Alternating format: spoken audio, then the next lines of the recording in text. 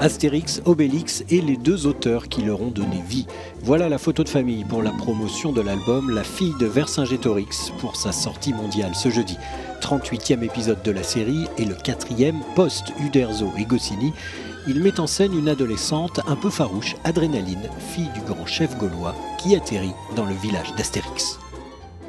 C'était compliqué de faire intervenir ce personnage historique dans le milieu des Gaulois. Ça chamboulait l'histoire avec un grand H.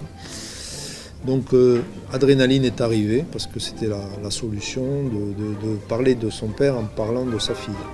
Et ça débouchait sur un thème intéressant qui était l'adolescence, qui avait été peu traité dans les albums. Pour Jean-Yves Ferry et Didier Conrad, il ne s'agissait que de marcher dans les pas d'Astérix et Obélix. Quant à Adrénaline, elle serait digne de l'héritage des deux héros.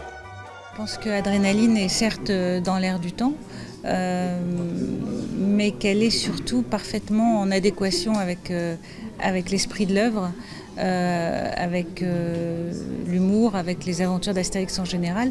Et c'est presque un personnage que mon père aurait pu inventer. Adrénaline, en effet, est une héroïne très moderne et réaliste. Certains y ont même vu comme une Greta Thunberg gauloise. En tout cas, c'est une fille par Toutatis. La BD des années 60-70, en général, il n'y avait pratiquement jamais de personnages féminins pour des raisons purement stratégiques en fait, et aussi de lectorat, parce qu'il n'y avait pas beaucoup de filles qui lisaient, ou en tout cas ça se savait pas si elles lisaient. La fille de Vercingétorix est publiée en 20 langues avec un tirage initial de 5 millions d'exemplaires. En France, ce devrait être le plus gros succès en librairie cette année.